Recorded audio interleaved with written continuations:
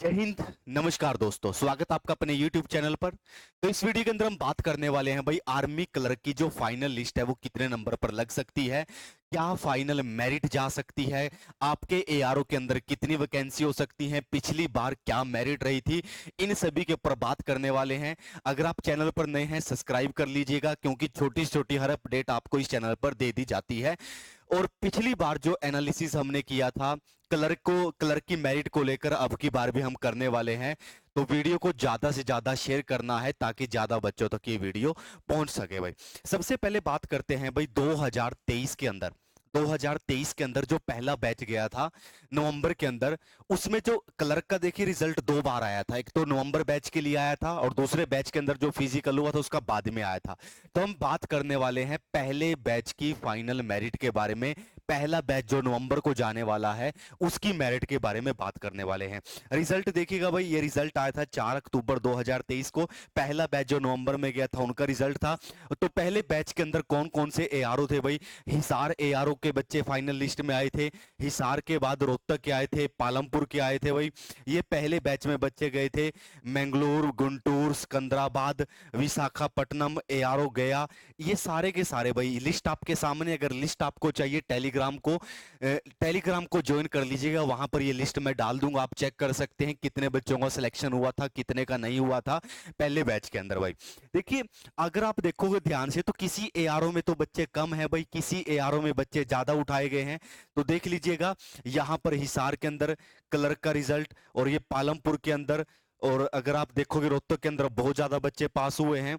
और अगर आप चेक करोगे गया एआरओ के अंदर, गया के अंदर तो बहुत ज्यादा बच्चे क्लर्क के अंदर पिछली बार भर्ती हुए थे। ये सारे के सारे गया एआरओ के अंदर है। अब बात करते हैं फाइनल लिस्ट कितने पे गई थी भाई, चेक कर लेते हैं फाइनल लिस्ट कितनी गई थी। फाइनल लिस्ट के बाद हमने क्या किया था, एक वीडियो बनाई थी जिसके अंदर हमने फाइनल रिजल्ट के बारे में, फाइनल कट ऑफ के बारे में बात की थी।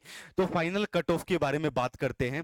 देखिएगा, ध्यान से देखिएगा भाई, यहां पर एआरओ मुजफ्फरपुर में 35 क्वेश्चन राइट किया था, उनका सिलेक्शन हो चुका था। अब ध्यान से देखते चलिएगा, 35 क्वेश्चन पर सिलेक्शन पिछली बार हो चुका था मुजफ्फरपुर के अंदर।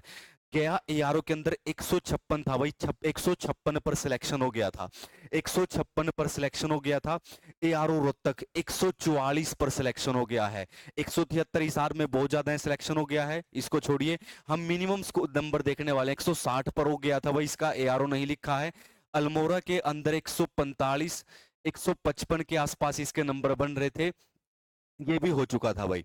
ये भी हो चुका था 165 वाला, 160 वाला, 152 पर भाई सिलेक्शन हो चुका था। अगर हम मान के चलें भाई, अगर हम ओवरऑल मान के चलें, अगर ओवरऑल माना जाए तो पिछली बार 150 के आसपास जिसके नंबर बन रहे थे उनका सिलेक्शन हो जा रहा था, चाहे वो किसी भी एआरओ से हो, चाहे वो किसी भी एआरओ से हो।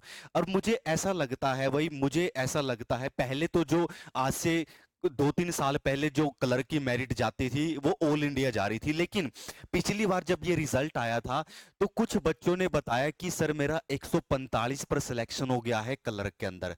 कुछ ने बताया कि मेरा 145 पे सिलेक्शन हुआ क्लर्क के अंदर। कुछ ने ये बताया कि मेरा 155 पर भी सिलेक्शन नहीं हुआ है क्लर्क के अंदर। और किसी एआरओ के अंदर, क्लर्क के अंदर भाई साहब 120-20 वैकेंसियां मिल रही हैं, किसी एआरओ के अंदर 5-5 वैकेंसियां मिल रही हैं। जहां पर 120 मिली वहां पर मेरिट कम गई, यहां पर मेरिट ज्यादा गई। तो क्लर्क में एक कंफ्यूजन क्रिएट हो गई पिछली बार भी कि मेरिट अलग अलग, मुझे ऐसा लगा बच्चों ने अलग अलग मेरिट बताई कि सर मेरा 150 पे सिलेक्शन हो गया, कोई कह रहा है कि मेरा 155 पर सिलेक्शन ही हुआ है। तो हम सभी एआरओ की बात लेकर चलते हैं भाई। अगर आपका स्कोर 150 के आसपास है, यानी कि अगर हम मान के चलें आपके 35 प्लस क्वेश्चन ठीक हैं, तो आपका सिलेक्शन हो सकता है फाइनल मेरिट के अंदर। अगर आपके 38 से 40 क्वेश्चन ठीक हैं तो आप अपने आप को कंफर्म मान सकते हैं, आपका सिलेक्शन बिल्कुल होगा ही होगा। 35 प्लस सेफ स्कोर है आर्मी क्लर्क के अंदर भाई।